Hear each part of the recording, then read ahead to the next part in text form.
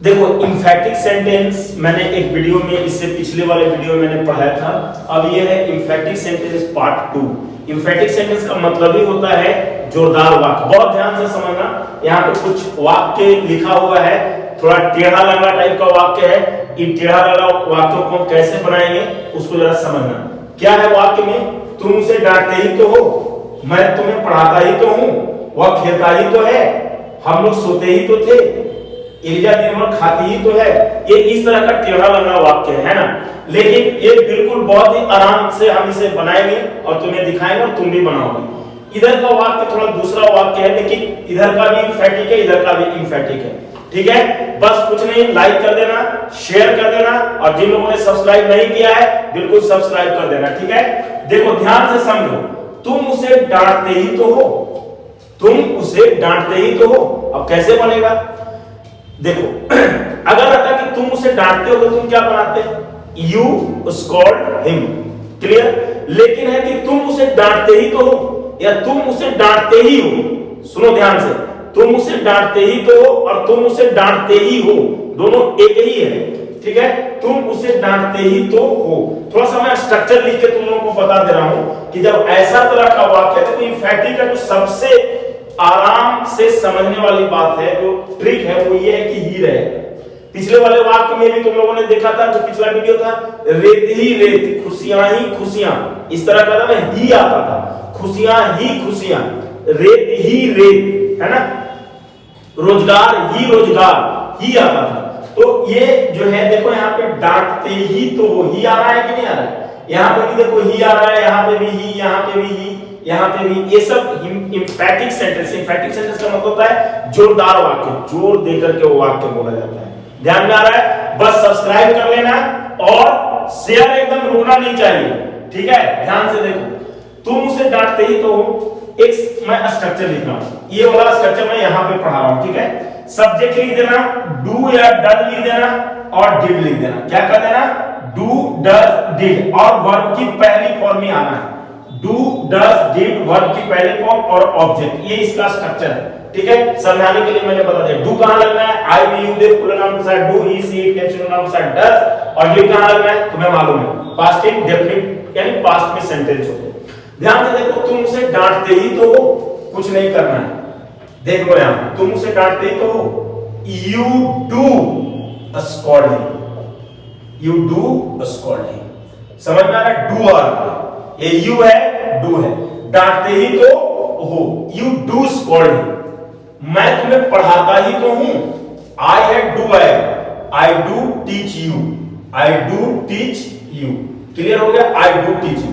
लेकिन वो खेलता ही तो है, वह खेलता ही तो है, तो ही, अब डू आएगा या डज आएगा? पक्का है डज आएगा। ही के साथ यहां पे डज ही लिखेंगे हम, है ना। ही डज प्ले, वह खेलता ही तो है, ही डज प्ले, खत्म।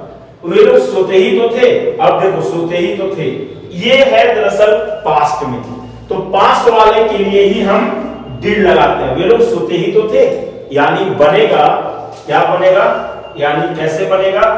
They did sleep, they did sleep. ध्यान से देखो, दे डिड स्लीप। अब एक अगला वाक्य देखो, एलिजा दिन भर खाती ही तो है, एलिजा दिन भर खाती ही तो है, यानी खाने के सिवा वो कुछ नहीं करते, एलिजा दिन भर खाती ही तो है, यानी एलिजा डज, है ना, इट।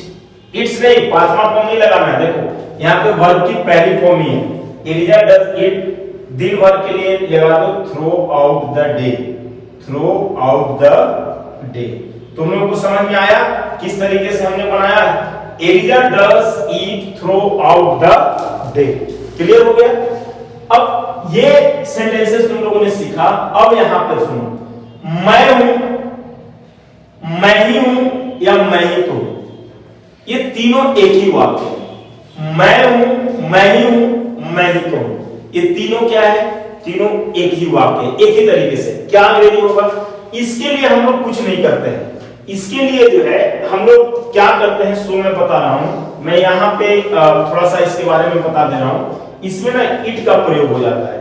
क्या होता है? इंफैक्टिव सेंटेंस ए भी है इसमें इट का प्रयोग होता है, और इट प्लस इसमें ई जा सकता है ना, वॉज आ सकता है, शैल बी, विल बी आ सकता है, और मॉडल्स आ सकता है।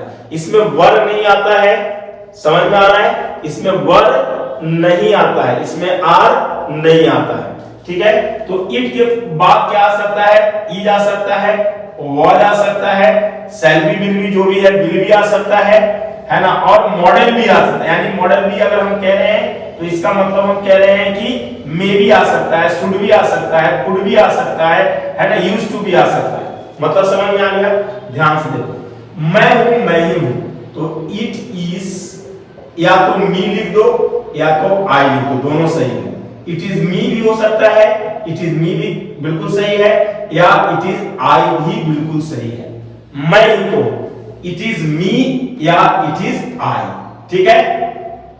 तुम हो, तुम ही हो, तुम ही तो हो, यानी इट इज यू हो जाएगा, इट इज यू।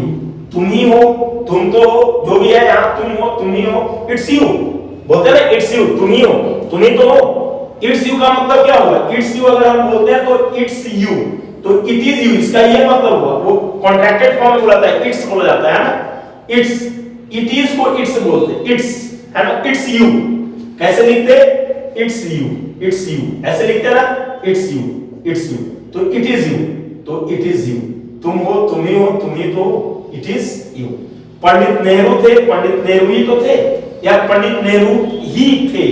अगर मान लो रहता है यहाँ पे और भी, जैसे मैं एक चीज और यहाँ पे छोड़ दिया हूं, लेकिन कोई बात नहीं, पंडित नेहरू थे, पंडित नेहरू ही थे, मान लो ऐसे रहता पंडित नेहरू ही थे, ये तीनों एक ही तरह का सेंटेंस। पंडित नेहरू थे, पंडित नेहरू ही थे, या पंडित नेहरू ही तो थे, या पंडित नेहरू ही थे, ये तीनों एक ही तरह का सेंटेंस है, कुछ नहीं है। It was Pandit Nehru, it was Pandit Nehru, ये इट वॉज पंडित नेहरू। समझ में आ गया? हम लोग होंगे, हम लोग ही होंगे, या हम लोग ही तो होंगे, इसका अंग्रेजी अब क्या बनाओगे? अब तुम लोग खुद बना लो, क्या हो जाएगा? हो जाएगा इट विल बी, या तो अस लिख दो और नहीं तो वी लिख दो, यानी इट विल बी अस भी सही है और इट विल बी वी भी सही है। तो तुम लोगों ने देखा किस तरीके से मैंने ये तुम लोग को एम्फैटिक सेंटेंस पढ़ाया है, और बिल्कुल ये इसी तरीके से चीजें ये बनती है। तो आज बस इतना, शेयर करना, लाइक करना, और शुरू से लेकर अंत तक देखना, कभी मत भूलना। Thank you.